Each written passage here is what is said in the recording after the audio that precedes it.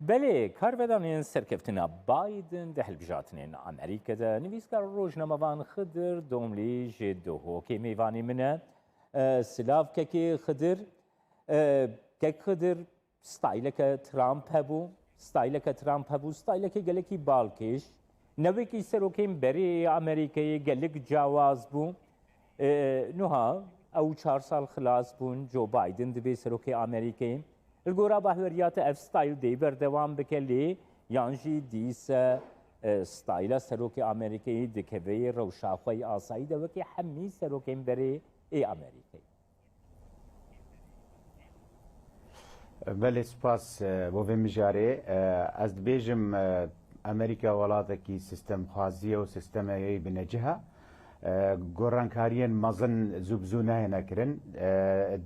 چێت بێت نەکێمی ساڵێک بینێت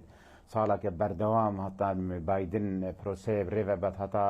ئەو گۆڕینێن مەزن یانکو ئەفلایەنێن سیاسیان ڕۆژهەڵاتە ناوین تایبەت یانکو ئۆروپایە یانکو ئیرانێ چاوەڕێنە هەتانێ ڤەرێژاوێ دیار بێت ئەلیدیە گەلە گرنگ ئەو ڤەرێژە پاشمایە ترامپی وەختێکی درێژت بێت بایدن کاری سەر بکات هەتا بینتە سەر سکە پرۆسا حزبێوی و هەڵوەسە الگۆر تیۆراوی یاکو بۆ ڕێڤەبرنا ئەمریکا و ڕێڤەبرنا سیاسەتە دەرڤایە ئەمریکا بتایبەتی خاڵاسیە هەرە گرنگ ئەوەیە خەڵک گەلک تەوەقعێت کرد و بایدن دێ گەلک شتە بزوو کات ئەس بێژم ئەف شتە گەلک یاوەسە دیار نینە ژبەرک و چێت بتنێ هەندێک بریارên sivik û bilez û hinek wekû kempîneyên eعlamê bihrabetir rewşeke nû wechekî nû bo Amerîka diyar ket ku ev ciyawaz ji serdemê Trumpî û ev ê çendê jî dê wekû bêjit wext bo re divêt plan bo re divêt Bidenî dîvçonêt min ew proseya hêştanîna ji ber ku fakterên hêzên Bidenî nav Amerîkana nel dervey Amerîkana kekê xedir biniha bi qasî kuraya giştiya Kurd Joe Biden nas dikin. Joe Biden yekî ji wan kesayetiya cîgirê serokê Obama bûye berî 4 salan yekî ji wan kesan bûye ku pêwendiya wî herî zêde girêdayî derdora pirsa Kurd hebûye. Niha yekî ji wan kesan bûye Biden ên ku pirsa konfederalîzmê ji bo Iraqê pêşniyar kiriye. Her wiha yekî ji wan kesan e ku dewletên derdora Kurdistanê, dewletên dagirkerên Kurdistanê başnas dike. Pêwendiyekî wî li gel rewşa Tirkiye hebûye, li gel rewşa pirsa Kurd gelekî berfere hebûye. Pêwendiyekî wî hevatî li gel Cenabê Serok Mesûd Barzanî heye. Gelo çaverê bûneya te çi ne? Dva 4 salê pêşiya me de siyasetekî taybet, erênîtir, pozîtîvtir ya Biden dibe? بله سیاستك وهروسا براكتزمك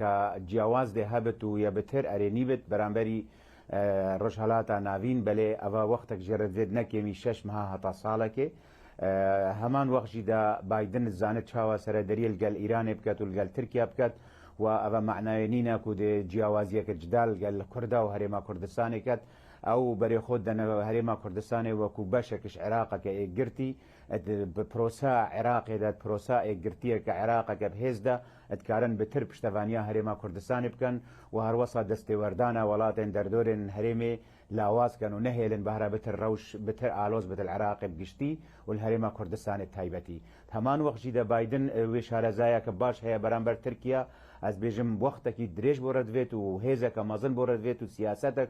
وقواتك مازن فيت هتا او كيشا آلوزيان ترامبي درست كرين اتنافرا تركيا لسوريا دا ونافرا تركيا العراق دا هر وصل نافرا ايران العراق دا ايران السوريا دا وقتك دريج رد وهيزك مازن فيت هتا جارة كدي وي بروسي بنت سر سكايا كدرست لو ما نيجي او يا ام جافرت كان بهرا بتر تشيد بت الدمي ايكي شش مهر عولي او بروسيا اما ذكرناها البجارتنا العراقي هندك جیاوازی پشتوانی هبت بو عراق که گرتی ناف عراق ده بو بهز کرنا هریما کردستانی که خدر بابت کی بالکه شیتر جبو رایا گشتیا کرد نهال روجوای کردستانی پرسا کرد آستکی هستیار ده دبکو روجوای کردستانی کرد بربستاتو یکی و بچن امریکا ده پیوندین در نابینا پیانه که و انکه سده وکی ناو بینکاری رولکی دلیزی لگور آگاهداریین موکی کردستان 24 برپرسین انکسه لسر اکرانا کردستان 24 گوتن کو بری دروژان امریکیا پیوندیل گلواندانیه گوتنه کو دیرو لافوی ناف بینکاری بردوام بکن الگورا بحوریات نیزی گاهیا برانبری روجاوای کردستانی یا بایدن سیاستا بایدن دید چه ده؟ نێوەندگێریە ئەمریکای بەردەوامە ئەڤش هەر ساڵە 2014 و هەتانەهۆ ڕۆژئاوای کوردستانê و ئەو ڕۆڵە لاواز نابێت بەلکو دێ بترب هێز بێت بەلێ ئەنجامێت وێ دێسەرئەساسی وێ دەستکاری و پەیوەندیên ئەمریکا و تورکیا ئێنە دیارکردن و هەڵوەسە بەلانسکردن هەمان وەخژیدا ئەو نێوەندکردنا یعنی ئەو وەساتان هۆ پێڕات بێت ناوبەرە آليين سياسيين جدا جدا الهريما كردستاني الجل روج آفاي ونافرا آليين هريما روج آفاجي همان وقجدا أفا هطانه هو تنها آماده كارينا هشتا نتشوت بواري فرمي ودبلوماسيا ياكو فعلا بهنا ريكفتنا تنها بوي چندينكو او آليين سياسي الودري روبروبونا ويا ياكو دوا عسكري نبن ويا چكداري نبن تنها بو باراستنا هيزا امريكا الويدا فري اجبركو سوريا فيغافي يدا بشكريه بو جهه هيزن نف دولتي واليه هيزا امريكا البهراب ترويل اليه هيزن كرد الرجهلاتا سوريا لو ما نيجي از بينم او روله دي بردوام بت چێت چێکێ هێزتر لێبێت چێت چێکێ بەهرابتر سەر عردی هەندێک تش دیار بن تایبەت بۆ ئەو پرۆسا سیاست قەیسەر و ئەو پلانە قەیسەر هەندە گۆڕانکاری سەروێ چەندێ هەبن دێ بۆ شمولی هەموو سووریاکەت بەلێ تایبەتی دێ ڕۆژئاوای کوردستانê ڤەڕێژاوەیە پۆزەتیڤ بتر دیار بێت کێکێ خدرنۆها بمخابنی بەیانێ دوان 4 ساڵên dawî de jî destberdan di rewşa herêma Kurdistanê de berdewam bû ji aliyên welatên derdora herêma Kurdistanê ve her wiha jalî Bexdayî ve jî diva 4 salên pêşiya me de em dikarin pêşbîniyê bikin ku di dema serokatiya Biden de sînorek ji vê destberdanê re bêdanîn û herêma Kurdistanê piştî 4 salan pozisyona wê rewşa wê jiya îro cudatir ve pêşbîniyê te çinekekê xidir Ez bu باوریه دما بایدن دی پروسه که جدا سردری الگل بغداد و پشتی ویل گل هرما کردستان لو مانیجی او پلانا امریکا بو دوری هیب گشتی و بو هرما کردستان العراق د تایبتی کو سقامگیری یا بردوام بد پیوندی باشتر لبن هندک چارەسەریە هەندێک کێشێن بچووک بێتەکردن تایبەت یێدارایی لێ سەروێ چەندێ مینت کانێ ڤەڕێژ و نەتیجا یان هەڵبژارتنێن داهاتوێن عێراقێ سەروی ئەساسی دە هنگی بایدن و ژۆرە سیاسیە بایدنی دێ بریارێ دە چاوە سەرەدەریە لەگەل العراقی بکرد تایبەتی و ئەو کێشێن دەردۆریên دەستێوەردانە دەولەتێن دەردۆرێ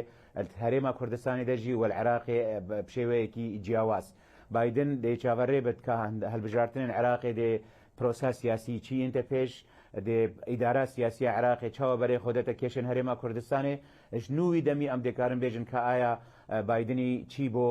ئەvê پرۆسێ هەیە ناوبەرە بەغدای و هەرێمێدا و دەستێوەردانە دەولەتێن دەردۆری ئەت هەرێما کوردستانێدا سپاس بۆ تا خدر دۆملی نویسکار و ڕۆژنەمەوان گوشتهۆکێت و میوانی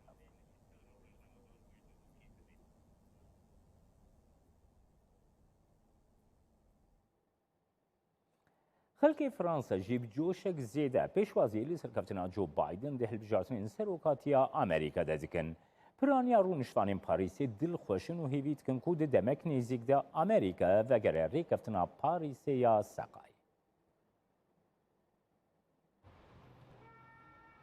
بەکاردانەوەکانی سەرکەوتنی جۆ بایدن کاتێک باس لە فەڕەنسا دەکرێت بێگومان ئاڕاستەکان بەرەو بڕیاری گەڕانەوە بۆ پابەندبوون بە ڕێکەوتنی پاریس بۆ پاراستنی کەشوهەوا دەچێت.